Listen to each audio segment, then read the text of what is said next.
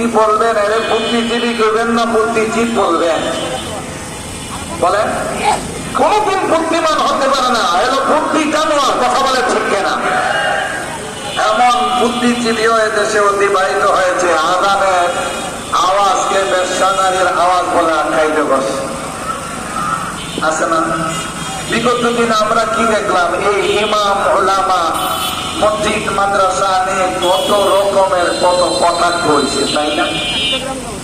মাদ্রাসা জঙ্গিবাদ প্রজনন কেন্দ্র, সন্ত্রাসীদের আস্থানা, কথা কয় না? আলেম ওলামা কোরআনের পাখিদেরকে সন্ত্রাস, জঙ্গিবাদ, মৌলবাদ বলে আখ্যায়িত করে না? জোরে বলে। কটাক্ষ করে মাদ্রাসা গুলোকে বলছে যে মাদ্রাসা গুলো অলিতে গুলিতে ব্যাংকের সাদার মতো বজাইতেছে। কথা বলে নাই? আপনারা শোনেন নাই? যারা বলছে তাদেরকে পাতি চালান দিয়ে পাওয়া যাবে এখন?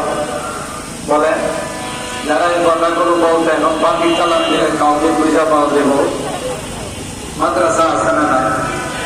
ইমাম খতিব আলেম ওলামা আছে না নাই? ওরা কি পাকিস্তানে চলে গেছে না বাংলাদেশে আছে? অথচ এদেরকে বলা হয়েছে কি তুমি আপনি পিয়ারি পাকিস্তান মে চলে যাও, কথা হয় না? আলেম ওলামাদেরকে বলা হতো তুমি আপনি পিয়ারি পাকিস্তান মে চলে যাও।